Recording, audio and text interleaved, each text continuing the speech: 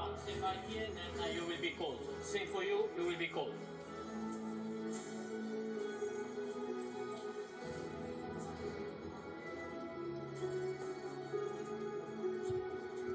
Signore e signori, accogliamo con un grande applauso Paula Badosa.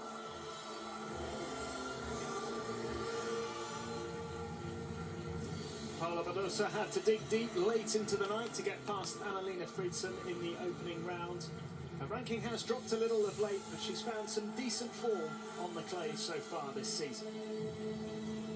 E un altro grande applauso per Ons Jabeur. Last year's finalist Ons Jabeur was in terrific form when a calf injury halted her run in Stuttgart. The world number 7 hoping for another successful run in the Italian capital. Well, very good afternoon from centre court at the Foro Italico. Ons Jabeur and Paula Badosa going head to head for the 5th time. Jabeur was on a tremendous winning streak on the clay before an injury in the semi-final in Stuttgart against Iga Świątek. It meant that she missed Madrid, where she was the defending champion. It was this period of the year where she found some of her best form in 2022, winning Madrid and then coming here to Rome and reaching the final. Paula Badosa made the 3rd round here last year. Her form has gradually improved over the course of 2023 so far. Place the towels each corner. Number 1 for you if it's okay, and number 2 for you. We have no ESC, so if you want me to go and check, just be quick. Okay, anything else is the same. Questions? No. Has or taste? Taste? Taste. Taste. You receive? Have a good match.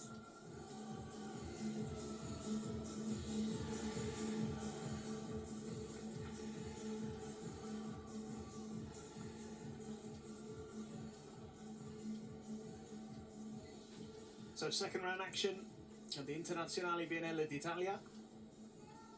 Here on the centre court, Ons Jabeur, the 4th seed from Tunisia, up against Paula Badosa. Unseeded this week, she came here last year as the world number 3. The ranking has dropped a little, now outside the world's top 30, but working to try and improve that over the next few weeks.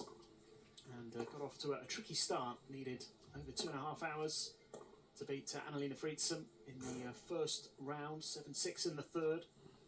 Came through that tough test and now comes up against last year's finalist, Ons Jabeur, making her return following her injury. Klelu and Marta Kostyuk, the potential opponents in round 3 for today's victor. Oscar Chamberlain and Steph Dubois here to take you through the action once again. And Steph, this is a clash that kind of jumped out when the order of play came out for today. This was arguably the match of the day, really, and it's only come about so early in the tournament because of Paula Badosa's ranking. But for Ons Jabeur, it's a bit of a test because she's had that little spell out with injury, missing Madrid. So be interesting to see how she reacts here today. Yeah, well, she played really well in the last few weeks, but yeah, it's just a bit unfortunate, but sometimes you just have to take the time to recover and come back to play those tournaments really well, and I'm sure she did that. But it's not an easy task for her today. Jabeur against Badosa, she'll have to play her best tennis, and but it's always very entertaining to watch her. It was in a really good run of form before picking up that injury against Iga Świątek in Stuttgart. World number 7 now, dropped a little down the rankings because of not being able to defend her title in Madrid. She'll be hoping to find form quickly here, and she'll have to against Paula Badosa, who, while her ranking has dropped a little bit since last year, and indeed even since the start of this season, it's been a little unfortunate. She obviously missed the Australian Open through injury, and she's not been able to defend the points that she won in Indian Wells and Miami last year. But she's only really been beaten by very good players so far this year, certainly in recent tournaments, so there's still plenty of encouraging signs about her form. Yeah, that's a very good point you're mentioning. Yeah, against a big player, maybe she's lost, but she's quite consistent in getting further in her tournaments and throughout the year. But yeah, it doesn't reflect her ranking round, doesn't reflect how good she is. She's been number 2 in the world, so she's definitely, I'm sure she knows it will be a big challenge today for her. Yeah, she made the semi-finals in one of the Adelaide events prior to the Australian Open. That's where she had to withdraw before her semi-final match with Kasatkina, and then she missed the Australian Open with an abductor injury. She does lead the head-to-head here as well, 3-1 last meeting. She did win, it was on clay as well, Stuttgart. Different conditions, of course, that's indoor tournament. But this will be a really fascinating battle. Cecilia Alberti in the chair.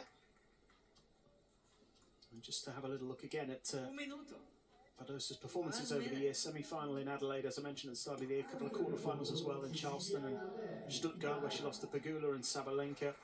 And defeats to Rybakina in both Indian Wells and Miami, and to Sakkari in Madrid. So, just emphasising what we're saying about the defeats she's had. They haven't been bad ones, against players that she's not expected to lose to. And there's certainly an opportunity here, I think, against Ons Jabeur, because Jabeur's coming back from an injury. She's still got some taping on that calf, as you can see. So there may be a little concern about her form potentially.